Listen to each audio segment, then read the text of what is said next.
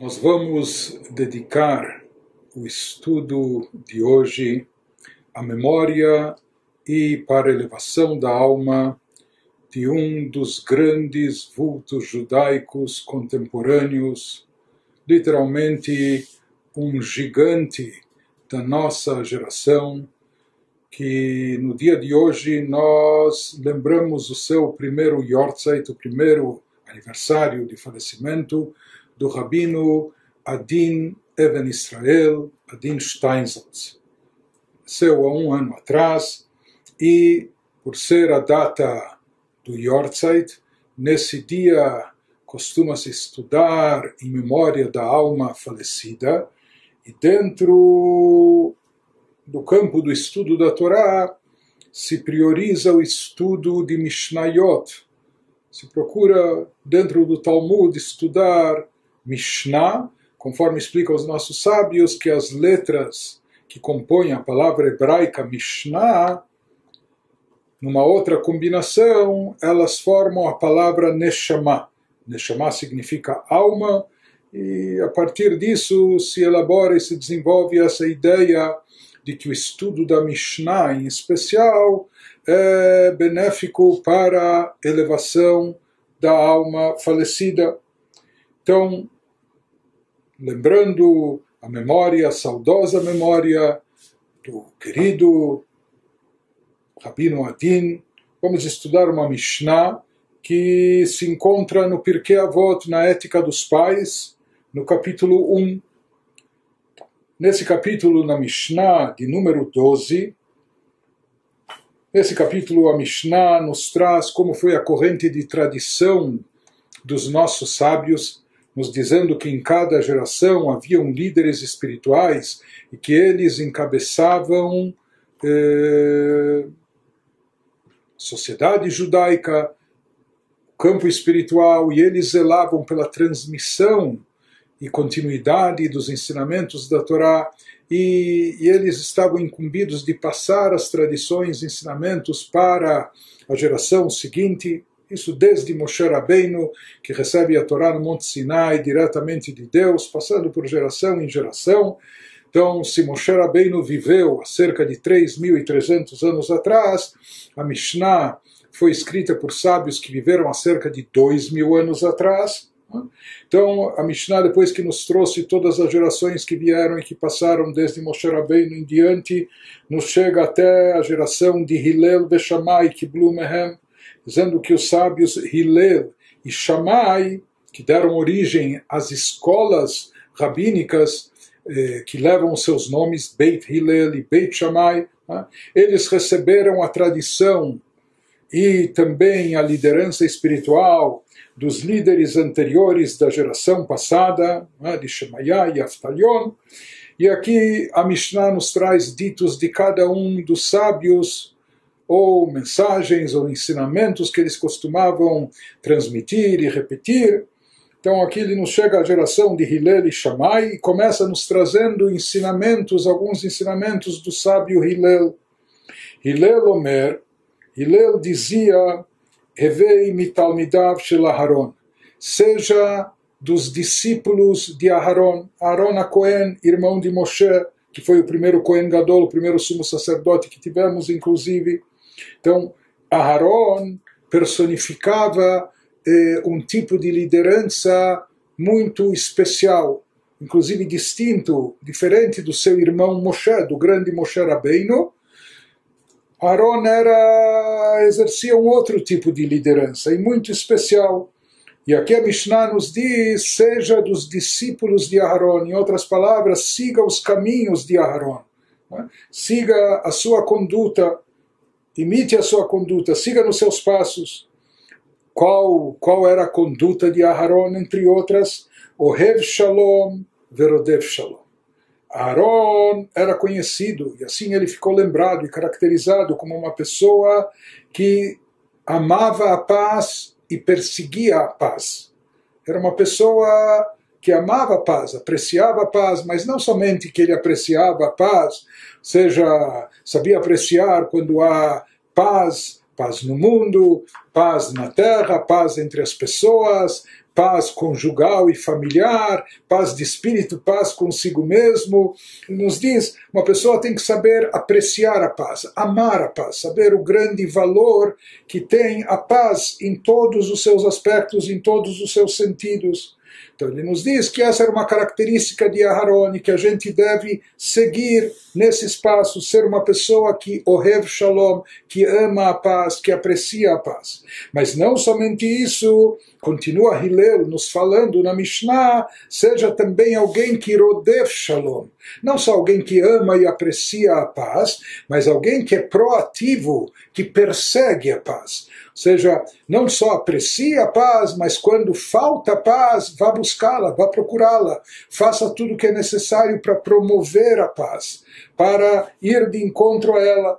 Isso significa um nível adiante, um nível acima, não só amar a paz ou apreciar a paz quando ela existe, mas mesmo quando ela está faltando, ir ao encontro dela, buscá-la, procurá-la incansavelmente, perseguir a paz de forma proativa. Essa era a recomendação de Hillel. E mais do que isso, prossegue Hillel aqui nessa Mishnah nos dizendo, ele continua nos dizendo, seja uma pessoa, assim como Aharon era, que ohevet abriot umekarvan la Torá. Ame as criaturas, que essa também era a marca registrada de Aharon HaKohen, alguém repleto de amor, que amava as criaturas, amava indistintamente todas as pessoas, sem importar a sua classe social, econômica, seu nível de conhecimento ou até seu nível de religiosidade e de prática. Ele tinha amor para dar, não vender, para dar e abusar. Né? E, de fato, era uma pessoa que amava as criaturas. Então, nos diz o sábio Hillel, siga nos caminhos de Aharon, seja um discípulo de Aharon, siga os seus passos, e seja também alguém que ohevet abriot, que ama as criaturas, umekarvan la Torá, e aproxime-as da Torá. E é interessante e conhecido o dito, a explicação do Alter Rebbe do Rav Shneur Zalman no Tanya, no capítulo 32 da primeira parte do Tanya, Likutei Amarim, 32 em hebraico forma a palavra lev. Lev significa coração, e de fato se diz que esse capítulo que versa sobre o amor ao próximo é o coração do Tanya.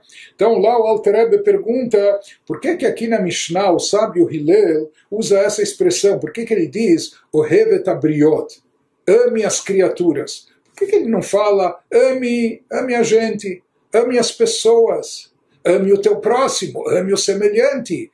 Qual o significado dessa expressão? Por que ele utiliza justamente essa expressão, ame as criaturas?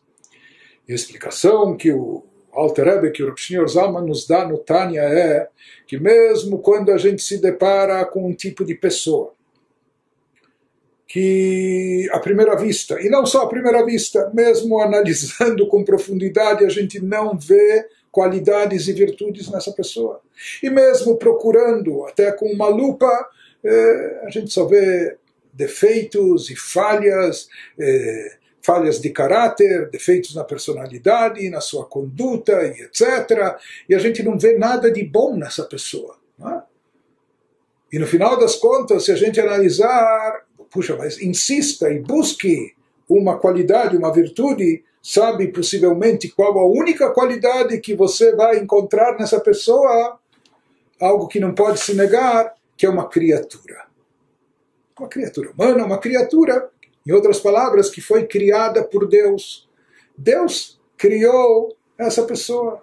Essa pessoa se comporta de forma inadequada, ou muito pior do que isso, ela age de forma negativa, faz o mal, comete coisas ruins, mas é uma criatura. E isso que nos diz o sábio Hillel, siga nos passos de Aharon HaKohen, seja um discípulo de Aharon, alguém que sabia amar as criaturas, mesmo aquelas pessoas que parecem não ter nenhuma outra virtude, nenhuma outra qualidade, além do fato de terem sido criadas um dia por Deus, são simples criaturas. Ame as criaturas.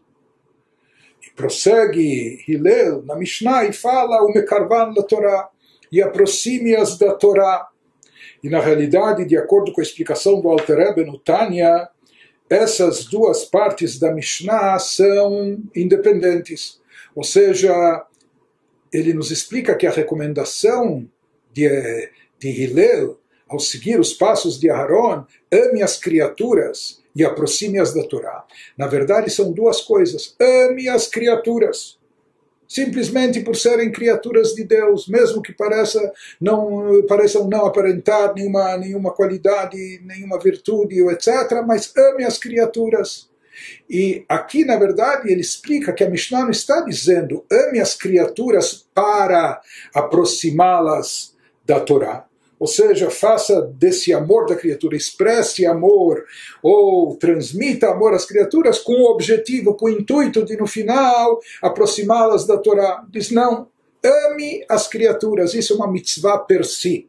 Ame as criaturas indistintamente, ou sem motivo de ser, sem razão, independente de qualidades, pelo simples fato de serem criaturas, e mesmo sem qualquer outro interesse, ou mesmo que seja algum interesse sublime, elevado, sem outros objetivos, sem outras finalidades, nem mesmo, inclusive, com o intuito de aproximá-la da Torá. Ame as criaturas.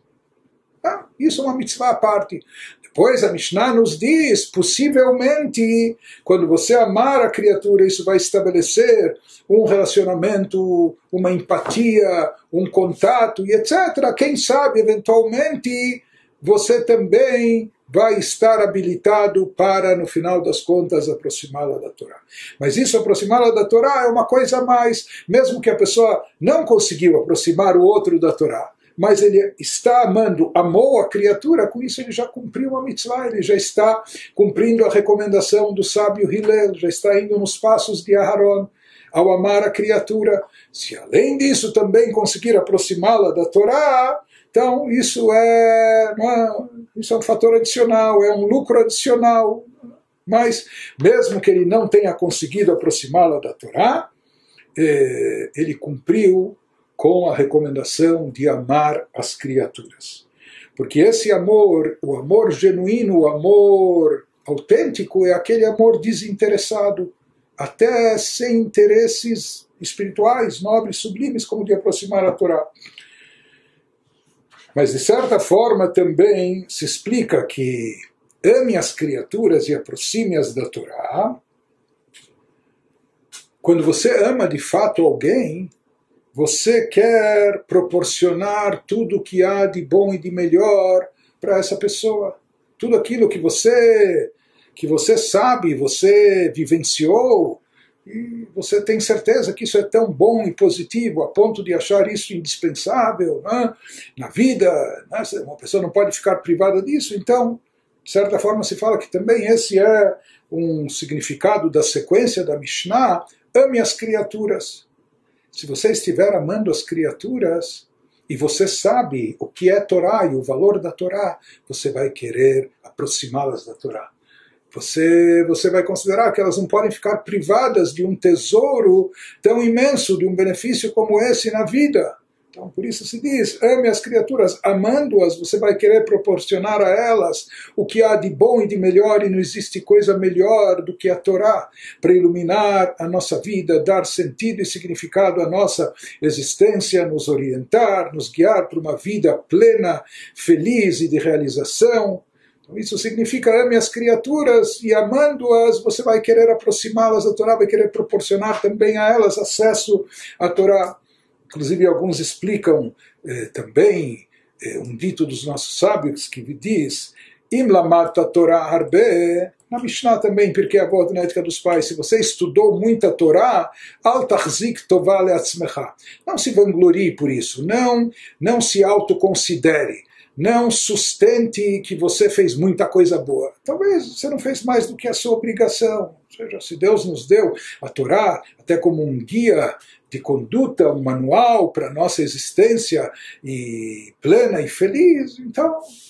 Mas traduzindo ao pé da letra, alguns mestres nossos explicavam essa Mishnah assim: Im lamata Torá arbe, se você teve o privilégio de ter acesso à Torá, você estudou muita Torá, traduzindo ao pé da letra, Al tachzik tová leatzmecha, não segure, não retenha o bem, o benefício apenas para ti. Lamata Torah arbe, Al tachzik tová rak leatzmecha. Se você estudou muita Torá, você teve esse privilégio, compartilhe isso com outros. Passe para os outros, faça transbordar e que isso ilumine também a vida dos outros, que não apenas você seja beneficiado. Não segure, não retenha toda essa benesse apenas para si, mas compartilhe para todos. Então essa é a Mishnah que nós escolhemos, e não por acaso, porque nós achamos que essa Mishnah, os seus ensinamentos, a sua mensagem, como também os seus personagens, eu creio que elas estão muito associadas a figura especial do Rabino Adin Steizl. Ou seja, tanto esses personagens mencionados na Mishnah, um personagem bíblico, Aharon HaKohen, que viveu há 3.300 anos atrás, como o sábio, personagem talmúdico, sábio da Mishnah, Hillel, que viveu há cerca de 2.000 anos atrás, nas suas características, eu acho que eles inspiraram em muito, e o próprio Rabino Adin personificava em vários aspectos aquilo que eles nos transmitem, seja na sua atitude, na sua forma de agir, como também na sua filosofia de vida, na sua mensagem de vida. Então, primeiro, como se fala que Aharon era uma pessoa que amava a paz, perseguia a paz e promovia a paz entre as pessoas, não só entre as pessoas, também entre as pessoas e o Criador. Essa era a característica de Aharon, de amar. E ele tinha muito amor para dar, por isso ele amava as criaturas, amava a paz, perseguia a paz. E o próprio sábio Hillel, que nos traz esse ensinamento, ele é conhecido no Talmud pelas diversas histórias que se traz a respeito dele, diferente do seu colega Shammai, que também era um grande erudito, mas ele tinha uma postura mais austera, mais séria e etc. Mas já Hillel era conhecido pela sua bondade, pela sua paciência, pela sua tolerância. E por isso também até os seus discípulos, a escola de Hillel, eram pessoas humildes e etc. E por isso nós encontramos que muitas vezes, sempre que era possível encontrar dentro do espectro da Halachá uma margem de tornar algo permitido, então a escola de Hillel, os ensinamentos de Hillel em geral eram aqueles que procuravam ser mais lenientes. E na maioria das vezes a Halachá acaba predominando segundo os ensinamentos de Hillel, mas tudo isso está relacionado aqui a pessoa e obra, já que Hillel, ele personificava todo esse amor, toda essa bondade, toda essa paciência, tolerância, isso acabou se refletindo também nos seus ensinamentos da Torá, na sua forma de interpretação da Torá. Ele sabia captar e descobrir na Torá todos esses aspectos que seguiam nessa linha. E o mesmo nós podemos dizer sobre o Rabino Adin, que ele, inclusive até o nome Adin em hebraico significa delicado. E era uma alma muito especial, muito refinada, muito delicada e única, e que possuía essas características, possuía essa bondade, possuía essa grandeza de espírito, possuía esse amor para dar e para transmitir e etc. E eu creio que esse é um dos grandes legados que ele nos deixa. Mas, de fato, para quem talvez não conhece tanto, o Rabino Adin é um personagem único na nossa geração, na história do judaísmo contemporâneo. A obra que ele nos deixa, a abrangência da sua obra é algo único e inigualável. Então, ele ficou muito conhecido pela tradução e comentário que ele fez sobre o Talmud, uma obra que lhe levou mais de 45 anos para concluir, e ele foi um pioneiro nessa obra, foi o primeiro que teve até a coragem, alguns diriam a audácia, de assumir sobre si uma responsabilidade tão grande, mas com o intuito, o Talmud, principalmente a Gemara, foi escrita em aramaico. Mas aqui não é só uma questão do vernáculo, do idioma, existe todo o estilo peculiar do Talmud, seja da Mishnah e de forma muito mais acentuada na Gemara, que não é o estilo de estudo dos intelectuais, acadêmicos ocidentais no século XXI e etc. Não é? Então, em muitos aspectos, o Talmud, ele, para o público leigo, ou público contemporâneo, era como uma obra fechada, como um mistério inacessível, como algo codificado que precisava ser destrincado e etc., para poder se ter acesso.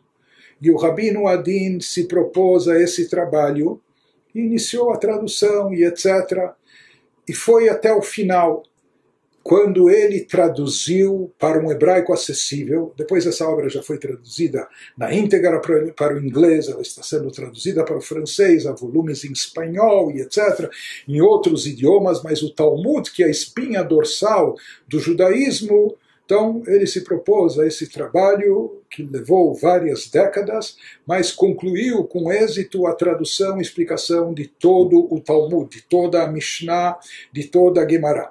Então, nós não somos ninguém, não estamos habilitados para fazer comparações de vultos gigantescos na nossa história ou do conhecimento judaico, mas para se ter uma ideia, mesmo alunos de yeshiva, estudiosos da Torá, eruditos. Então é sabido que se estuda o básico para se começar a estudar e entender a Gemara, etc., estudar Gemara com Rashi, com o comentário do comentarista clássico Rashi, que viveu há cerca de 1100 anos atrás, e ele fez um comentário sobre a Gemara Talmud, e sempre, em todas as gerações, depois do comentário de Rashi, inclusive nem se entendia como era possível compreender o Talmud antes de Rashi, ou seja, que se tornou algo inconcebível estudar Gemara sem o comentário de Rashi. Ou seja, que a forma de entender a Gemara, entender o sentido das palavras e o texto, e o que ele passa, porque, como dissemos, o texto tem as suas peculiaridades e foi escrito de uma forma tal que não é de fácil compreensão. Então, se tornou um must, assim, estudar Gemara somente com Rashi. Mesmo outros comentários, nós temos na própria página do Talmud, nas edições clássicas, nós temos os outros comentaristas na outra ponta, na outra margem da folha, que são os Tosafot. Os próprios Tosafot, eles se baseiam, na verdade, eram da família de Rashi, até netos, bisnetos de Rashi, muitos deles, e eles se baseiam no comentário do avô para se aprofundar mais ainda, às vezes até contestando, às vezes demonstrando de onde ele extrai aquilo que ele estabelece nos seus comentários. Mas o famoso Rashi, que inclusive se fala, Rashi é um acróstico de Rab Shlomo Yitzhaki. O nome dele era Rab Shlomo, filho de Yitzhak, e as iniciais em hebraico formam o acróstico de Rashi. E popularmente se diz, sabe o que é Rashi? Um outro acróstico, Rabban Shel Israel, o mestre de todo Israel, porque as obras que ele escreveu. O Rashi também tem o seu célebre comentário sobre a Torá, que nós, inclusive, costumamos estudar diariamente uma parte da porção semanal, que é dividida em 7 partes, etc. Estudamos isso com o comentário de Rashi. Vieram e houveram outros comentaristas da Torá que cobriram toda a Torá com seus comentários, Ibn Ezra, Sforno, em diversas épocas, Rambano, Nachmanides, mas, sem dúvida alguma, o comentário básico, aquilo que se estuda desde uma criança que se inicia na escola judaica, até os alunos de yeshivot ou mestres e rabinos, o comentário clássico, básico para começar tudo, para estudar a Torá, para entender a Torá, o comentário de Rashi. E esse comentário dele também se estende pelo Nach, pelas outras seções do Tanakh, Neviim e Ketuvim, também para os livros dos profetas, escrituras sagradas, etc. Então Rashi fez o seu comentário tanto sobre a Torá escrita como a Torá oral. sobre o Pentateuco, sobre todo o Tanakh e também sobre o Talmud, Mishnah e Gemara. Nós temos outros sábios, por exemplo, Maimônides, ele tem um comentário inteiro sobre a Mishnah. Ou ele escreveu também um livro de filosofia judaica, o Guia dos Perplexos. Ele tem a sua obra monumental, que abrange todos os aspectos da Halachá, todas as leis relacionadas com as 613 mitzvot que nós temos, sua obra Mishneh Torah, o Yad HaChazaká. Então, nós tivemos na nossa história, e isso pode se contar em cada milênio, esse nível de abrangência de obras, ou o que as obras abrangem dentro do aspecto judaico, porque às vezes nós tivemos alguns mestres especializados em comentários bíblicos, outros que eram especializados em interpretações talmúdicas, alguns que se especializaram no campo da halachá, da legislação judaica, mas alguns que fizeram não apenas uma obra, mas algumas ou diversas obras, cobrindo tantas facetas do judaísmo, isso mesmo em milênios nós podemos contar nos dedos de uma mão, quantos vultos gigantescos como esses nós tivemos.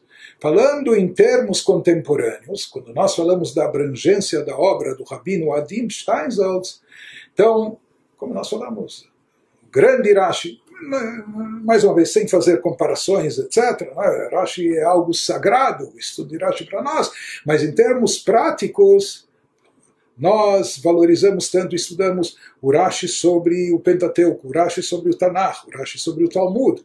Rabino Adin Steinsaltz teve o privilégio, e na verdade nos brindou e deu a nós o privilégio de ter acesso, através dos seus comentários, ele teve o mérito em vida de concluir um comentário, tradução, explicação e comentário com extensões e etc., sobre todo o Talmud, sobre toda a Mishnah e Gemara. Igualmente, ele completou um comentário moderno, acessível, no linguajar contemporâneo, para pessoas até que não estão familiarizadas com a linguagem da Torá, ou a linguagem dos mestres da Torá, etc. Ele concluiu um comentário sobre toda a Torá, os 5 livros da Torá, igualmente um comentário sobre todo o Tanakh, todos os 24 livros sagrados, né, do Tanakh. E ele prossegue na sua obra, junto com isso ele também concluiu, nós temos um comentário dele, explicações sobre toda a obra de Maimônides, sobre os 14 tomos, os 14 volumes da obra halakhica de Maimônides, Yad HaChazaká, o Mishneh Torah, que abrange todas as halachot, como nós dissemos. Então, há um comentário do Rabino Adin sobre isso, como da mesma maneira, além do comentário dele sobre o Talmud, nós temos aqui também um comentário dele sobre todos os 6 tomos da Mishnah, envolvendo todos os tratados da Mishnah.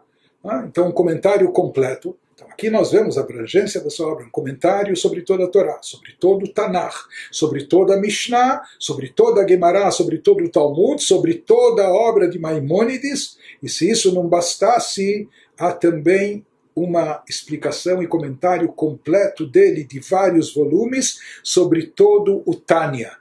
Tânia, que é a obra mestra da Hassidut, é a chamada Torá escrita da Hassidut, então também sobre o Tânia completo, de ponta a ponta, há um extenso, interessante, profundo e diria, especial comentário do Rabino Adin sobre todo o Tânia. Né? Isso além de diversas outras obras, de diversos outros livros, mas a abrangência daquilo que ele nos transmitiu, daquilo que ele nos deixou por escrito, o seu legado, inclusive sendo traduzido para diversos idiomas, isso é algo incrível, é algo fabuloso. Mas não é apenas que ele traduziu. Ele, mais do que traduziu, ele explicou e ele comentou, e mais do que isso, ele tornou acessível. Porque diferente de outros comentários, sua tradução, seu comentário, ele fez voltado até para um público leigo, como se diz, ensinar Torá, o Talmud, o Gemara para filhos de rabinos, ou para aqueles que tiveram talvez o mérito de nascer numa casa religiosa, ou receberem uma educação judaica desde a infância, então, aqueles que tiveram o privilégio de receber uma educação judaica primorosa desde a infância, que já os deixa encaminhados dentro desse estudo judaico, muito bem, mas a preocupação do Rabino Adin foi tornar tudo isso acessível até para o leigo, até para o sujeito moderno, de mentalidade ocidental, talvez aquele sujeito até que tem preconceito em relação a todos esses assuntos. Por isso, nas suas obras, por exemplo, você pega o comentário dele sobre a Mishnah, você vai encontrar lá centenas, se não milhares, de gravuras, ilustrações sobre tudo que é trazido sobre vegetais na Mishnah, ou para identificar com o nome científico de cada um, ou no reino animal, ou medidas, ou características, etc.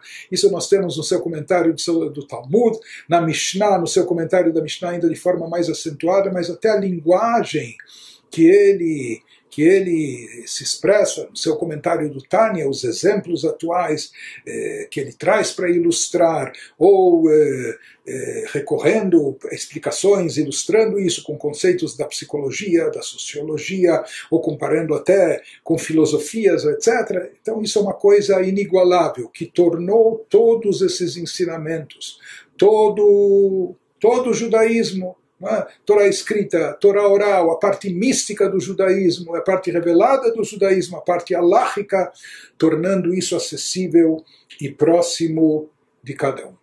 Existe um provérbio dito por um pensador que fala que conhecimento ainda não é inteligência.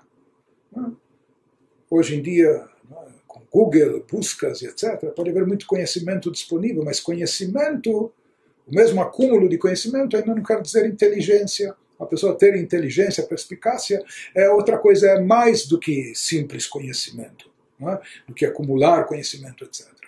E continua o dito nos falando, e por sua vez, inteligência ainda não é sabedoria. Sabedoria é mais do que conhecimento, e é mais do que inteligência, e talvez tudo isso acumulado acaba levando a algo maior, mais elevado e sublime, que é a sabedoria.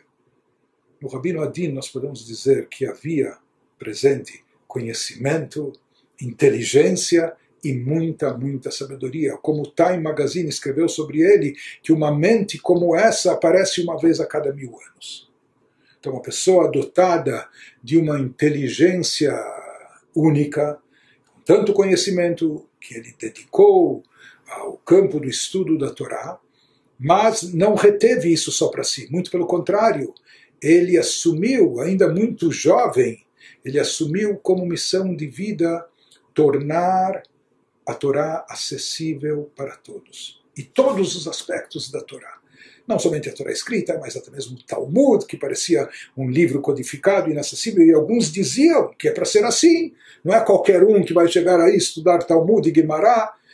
Ele procurou ser um facilitador, estabeleceu pontes, abriu portas que estavam cerradas durante muitos séculos e muitas gerações. Ele abriu essas portas, estabeleceu essas pontes, tornou acessível chegar a esses estudos, a esses conhecimentos, qualquer pessoa. Independente da sua formação, independente das suas convicções anteriores ou atuais, independente... Mas todo aquele que queira ter conhecimento, que ele possa ter esse conhecimento. O Rabino Adin, além das suas obras, são centenas. Por exemplo, eu em casa devo ter 100 livros dele, talvez seja pouco, talvez mais. Inclusive, eu até quero dizer que ele escreveu livros de todos os tipos, em todas as áreas. Mas para mim, simplesmente, quando eu sabia que foi publicado um novo livro dele, nem me importa o título, eu vou e compro, porque eu sei que é algo, um tesouro precioso, independente de qual seja o tema, independente sobre o que versa, mas eu sei, vindo das mãos dele, se é uma obra dele, é algo único, algo especial. Então, primeiro eu compro para depois saber do que se trata, e sei que nunca vou me decepcionar. Então, a influência que ele, através das suas obras e também dos seus ensinamentos, das suas aulas, etc., a influência que ele teve sobre o mundo, e não só o mundo judaico. Rabbeinu Adin também tinha uma formação acadêmica, e eu vi transcrições de simpósios que ele fez na Oxford University sobre Kabbalah e etc. Mas ele era convidado em diversos lugares do mundo, para públicos muito seletos, e em áreas acadêmicas. Ele tinha contato desde cientistas até governantes, enfim.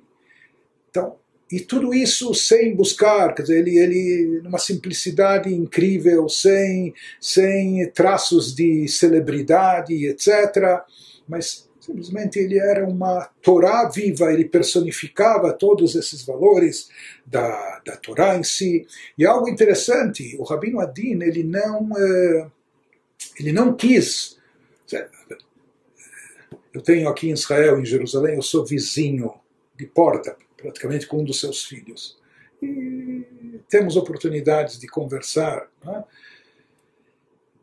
Então eu perguntava, puxa, mas ele podia ter, como assim, tipo, estabelecido como uma comunidade. Ele tem discípulos, tem alunos, estudaram nas suas instituições, ele tem yeshiva aqui, ele foi permitido justamente a ele abrir uma yeshiva ainda na então União Soviética, quando ainda o comunismo não tinha caído por completo. Então ele tem instituições de ensino e etc., mas ele nunca buscou, sabe o que? Ele vai ter um séquito de seguidores, de adeptos, de fiéis discípulos. Então ele tem alunos e ele tem discípulos, etc., mas ele não buscou formar algo em torno de si. O que ele destacava é a Torá, os ensinamentos da Torá, e sem personalismo, sem, inclusive, uma pessoa com tanta erudição, com tanto conhecimento, mas que não só sabia deixar o seu ego de lado, mas a gente não via o ego, a gente via aqui uma pessoa buscando a verdade, buscando os valores sagrados, buscando espiritualidade, amor a Deus, amor à Torá, amor ao semelhante, à criatura, esses valores que ele não cansava de transmitir e repetir, etc. Mas essa proposta de tornar a Torá acessível a todos e de forma amigável, ou seja, incentivando algo que a pessoa começa a ler, quer continuar, não só que entende, mas gosta e aprecia. Ele durante muitos anos dava aulas no rádio aqui em Israel, inclusive ele dava também aulas de Tânia pelo rádio. Ele dava aulas para grupos especiais de pessoas onde entre elas não havia nenhum religioso. Estava presente neste grupo o presidente de Israel, acadêmicos, professores e doutores em diversas áreas, etc. E ele conduziu esses grupos, e essas pessoas sempre ficavam maravilhadas com ele, ficavam maravilhadas com o judaísmo, mas era com a forma dele transmitir o judaísmo. Porque vários aspectos judaicos, que quando conhecidos de outra maneira, jamais foram percebidos ou apreciados, então ele sempre soube mostrar a beleza, a riqueza, a aplicação prática nas nossas vidas de todos esses valores, etc. Então ele nos abriu portas de acesso para todos os tesouros que existem no judaísmo. E essa era a sua filosofia, e esse era o seu objetivo: tornar a Torá acessível a todos, ensinar a Torá para todos. Existe um livro dele de introdução a Kabbalah, 13 Pétalas de Rosa, famoso, que já foi traduzido para o alemão, para o japonês, para o coreano, e etc., e tantos idiomas, mas o seu objetivo era tornar a Torá acessível a todos, seja que Torá, seja Talmud, ou mesmo Kabbalah, o Hassidut, não é um privilégio de poucos, ou que deve ser guardado a 7 chaves, ou que primeiro nós vamos fazer sindicância para saber se a pessoa tem o direito de querer se aproximar desses conceitos. Ele dizia, não, vamos. Ele abriu até de forma escancarada os conhecimentos de Torá para todos. Ele não foi pouco contestado, ele foi muito contestado, apesar que por motivos políticos, por agendas interesseiras, com interesses alheios e políticos, mas houve uma época, isso como de repente em função de circunstâncias políticas, depois de décadas que ele já fazia o seu trabalho, de repente houve um grupo que caiu sobre ele, criticando sobre a tradução do Talmud, a explicação do Talmud, etc. Mas ele, mesmo com todas as críticas e de outras obras que ele publicou, ele não se intimidou e continuou fazendo o seu trabalho abnegado, e esse trabalho especial. E nós podemos dizer que, no final das contas, talvez o maior elogio que ele possa ter e considerar é que, supostamente, aqueles que se opunham à sua linha, como traduzir o Talmud, explicar, e assim, no final, isso abriu as portas para que surgisse uma outra monumental obra de explicação do Talmud, etc., que, na verdade, acabou sendo concluída até antes da dele. E sabem por que isso aconteceu? Porque esse trabalho de explicação do Talmud, etc., que ele fez sozinho. Essa obra monumental paralela que surgiu em seguida, na verdade, imitando aquilo que ele iniciou, num outro estilo, diferente, etc. Mas se ele não tivesse tido até a coragem e a audácia de ser o pioneiro iniciar, isso não teria acontecido. Mas isso aconteceu quando se reuniram no esquema editorial especial, uma equipe de cerca de 50 grandes rabinos, que durante anos ficavam diariamente debruçados apenas e tão somente sobre isso. Então desenvolveram essa obra também, uma tradução e uma explicação sobre toda a Guemará, sobre todo o Talmud. Mas, como nós dissemos, isso foi elaborado e feito através de uma equipe de dezenas e dezenas de eruditos trabalhando juntos simultaneamente e intensivamente. Por outro lado, o trabalho do Rabino Adin era um trabalho até um pouco solitário, que ele fazia sozinho essa obra. Mais tarde, depois, ele desenvolveu nas outras obras equipes que o assessoravam, e etc. Mas o Talmud, de fato, é algo que ele fez sozinho, mas ele abriu o caminho para todos. Ele não só foi o pioneiro, mas ele mostrou o que podia ser feito e como poderia e deveria ser feito, e assim ele foi seguido e também imitado. O Rabino Steinsaltz tinha um contato muito profundo e íntimo com o Rebbe. E era algo muito interessante.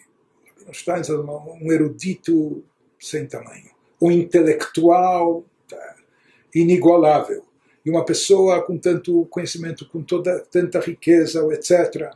Interessante que a primeira vez que ele chegou ao Rebbe, que veio pessoalmente ao Rebbe, foi no ano de 1970. Quando estavam se celebrando 20 anos desde o momento que o Rebbe assumiu a liderança do movimento Chabad, etc., e houve a conclusão de um Sefer Torah especial, enfim. E naquela ocasião, o presidente de Israel, Zalman Shazar, que esteve diversas vezes com o Rebbe, e ele era também de uma família hassídica de Chabad, então ele foi convidado para esse evento em Nova York. Ele não podia estar pessoalmente, ele enviou como emissário seu para representá-lo o Rabino Adin Steinsaltz. O Rabino Adin, já naquela época, como nós dissemos, ele encabeçava um grupo de estudos, e esse grupo de estudos, não sei se começou até na casa do próprio presidente Shazar, que envolvia muitas personalidades especiais da elite israelense, intelectuais, eruditos, cientistas, professores de diversas áreas. Então, e esse grupo se manteve durante muitos anos. Então havia também esse contato dele com Shazar. Interessante que nós vemos depois desse evento uma carta que o Rebbe escreve para Shazar. E nessa carta, o Rebbe agradece a ele, mesmo não estando presente pessoalmente, por ter enviado um emissário, e um emissário tão especial. E ele o Rebbe escreve para Zalman Shazar, então presidente de Israel: nas suas cartas você já me escreveu muito sobre as qualidades dessa pessoa, do Rabino Adin. Mas agora que eu o conheci pessoalmente, eu vejo que ele tem muito, muito mais qualidades do que tudo aquilo que você descreveu e que eu podia imaginar. E esse contato dele com o Rebbe também é uma coisa muito interessante. Inclusive ele escreveu um livro, My Rebbe, Meu Rebbe, como ele vê o Rebbe, enfim, é um livro interessantíssimo que foi publicado em alguns idiomas, né? mas nós vemos, é muito interessante, nós temos em vídeo alguns encontros dele com o Rebbe nas célebres distribuições de dólar que o Rebbe fazia aos domingos. Nós vemos quando ele passava pelo Rebbe, como se ele se anulava por completo. Nós vemos até na sua linguagem corporal, que ele, passando pelo Rebbe, como se considerava nulo, nada insignificante. Ou seja, diante do Rebbe ele passava com tamanha reverência, e mais do que isso nós sentíamos até... e ele falava sobre isso: quem sou eu para ocupar o tempo do Rebbe? Às vezes as pessoas passavam na fila, queriam pedir alguma coisa, falar alguma coisa. Tem uma fila aqui gigantesca com milhares de pessoas, eu vou atrapalhar o Rebbe, eu vou tomar o tempo dele com tolices e etc. Então nós vemos como ele passava, ele pegava o dólar e como saía correndo, quase parecia que estava fugindo porque não queria incomodar o Rebbe. E diversas vezes nós vemos algo interessante, e o Rebbe manda chamá-lo de volta. E o Rebbe começa a perguntar como vai, como está a sua parnassá, o seu sustento, ou quais os últimos livros publicados, e etc. E nós vemos como o Rebbe, com tanto carinho e atenção como o próprio Rebbe, valorizava ele. Mas isso é algo interessante, até a sua relação com o Rebbe. Ele era uma pessoa que buscava a verdade, e como nós falamos, sabendo deixar até o ego de lado, e às vezes essa verdade vinha até de uma forma um pouco ácida, nos seus farbrengens, nas reuniões, encontros racídicos, mas uma pessoa que não tinha papas na língua, e falava o que achava e pensava, e às vezes era muito crítico também, mas fazia tudo isso com muito e muito amor. Isso que eu queria relacionar com a Mishnah que nós estudamos. Uma pessoa que amava as criaturas e aproximava-as da Torá. Ele tinha amor imenso. Amor pelo povo de Israel, amor pela humanidade, amor pela Torá de Israel, amor ao próximo e amor à Torá. E esse amor era tão grande que mesmo eu às vezes observava um grande intelectual como ele, às vezes ele sentava com pessoas que vinham com conversinhas fiadas e probleminhas e coisas assim, mas ele com toda a paciência, e até porque simplesmente uma pessoa com amor para dar aos outros. E esse amor é que impeliu ele a tudo isso, dizendo: eu preciso transmitir Torá, passar a Torá, deixar a Torá acessível a todos. Isso é o que ele fez na sua obra, tanto na obra escrita como também nas suas aulas, nos seus ensinamentos e etc. Eu particularmente, eu sou um entre centenas de milhares, se não milhões, que me beneficio dos seus ensinamentos, das suas obras. Eu me lembro há cerca de 50 anos atrás, eu me lembro quando era época pós-bar mitzvah, etc., quando no Brasil chegou o primeiro volume, Masechet Brachot, do primeiro tratado talmúdico, traduzido para o hebraico, com explicações, com gravuras, com etc. Uau! Então era um jovem adolescente que estudava em escola judaica religiosa e já tinha tido algum acesso ao estudo da Mishnah, um pouquinho de Gemara, etc. Mas de repente, quando a primeira vez que nós vimos um grupo de jovens essa obra, e nos reunimos e sentávamos, o rabino ele encomendou diversos volumes, e, puxa, isso dava um prazer imenso de aprender, de estudar, e assim prosseguimos. E depois, como eu disse, me tornei não só um colecionador dos seus livros, mas um leitor assíduo de suas obras e dos seus ensinamentos, que é algo fabuloso e algo fantástico.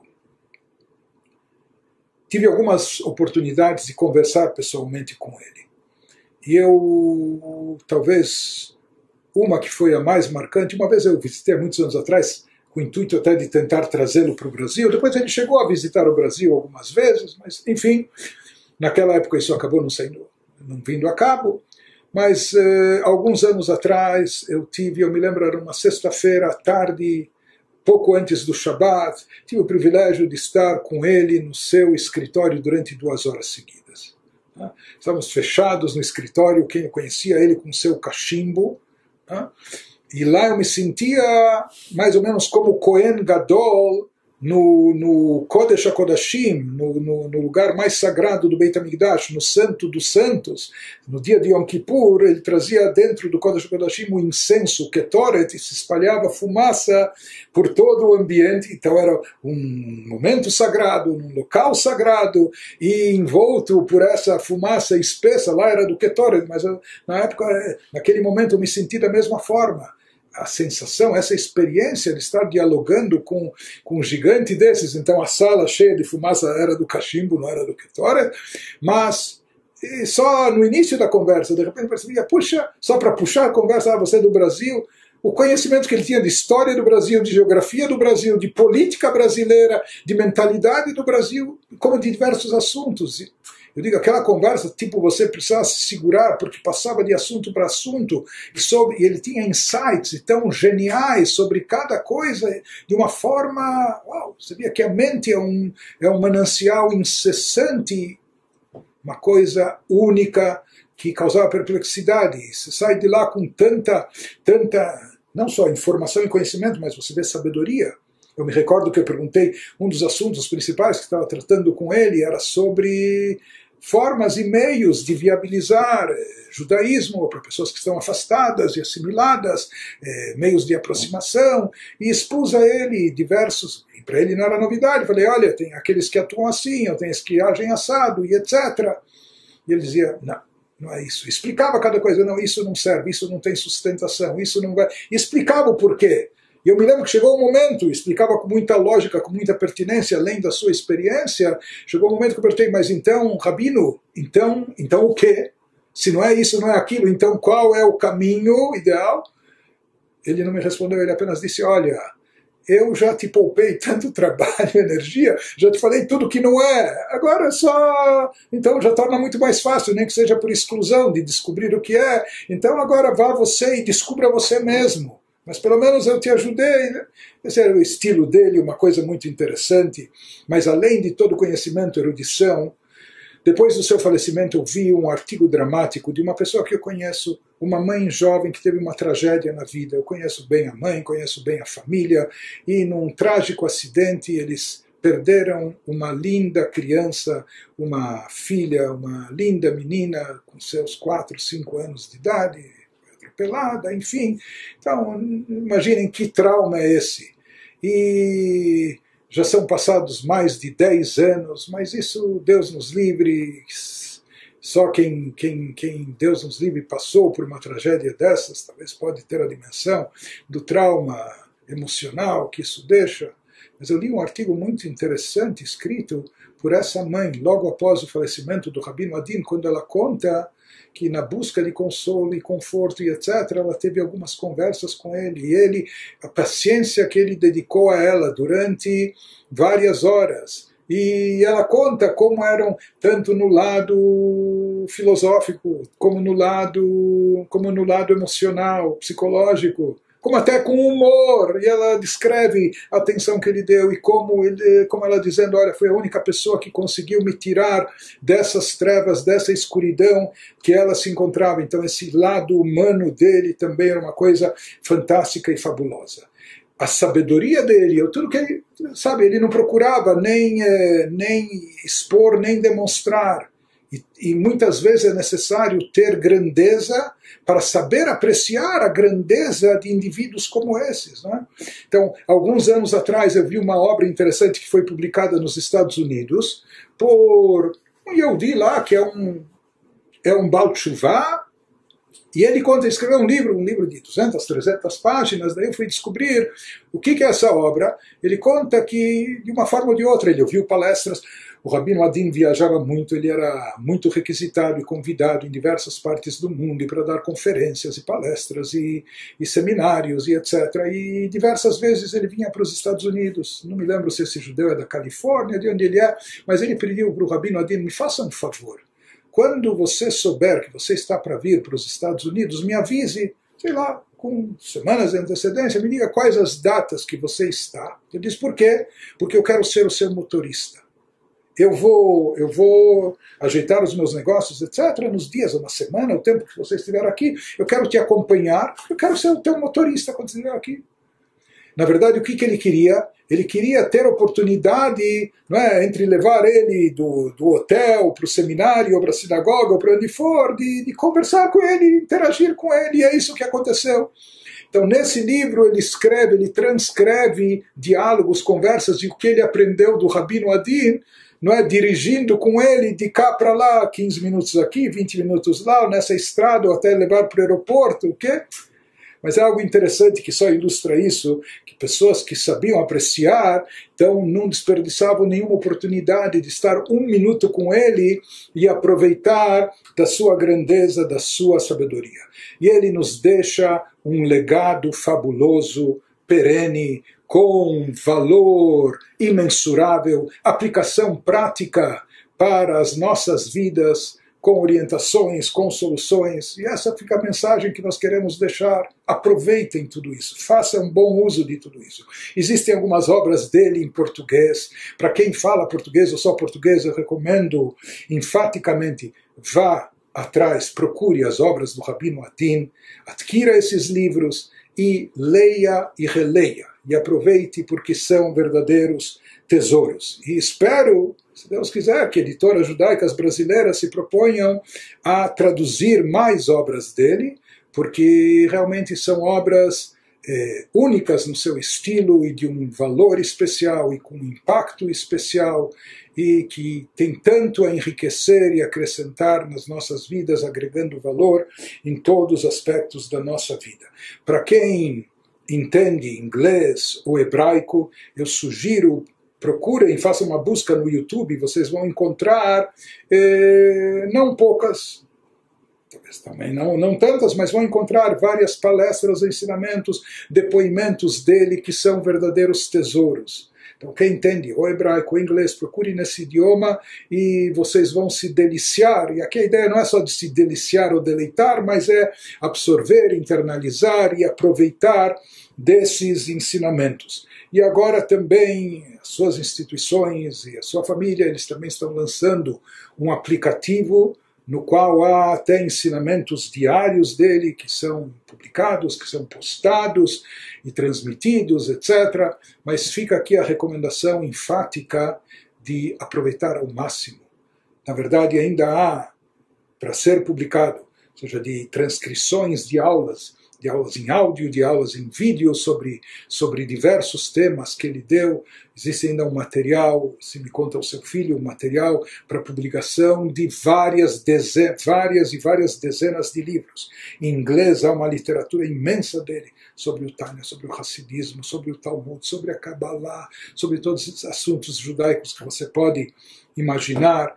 Então, a mensagem que fica é: vamos aproveitar e aproveitar ao máximo os ensinamentos que o Rabino Adin nos deixou, que ele transmitiu e dedicou uma vida inteira para deixar isso para nós, e de fato isso são tesouros incalculáveis que vão nos acompanhar e continuar nos inspirando até a chegada de Mashiach, nada menos que isso.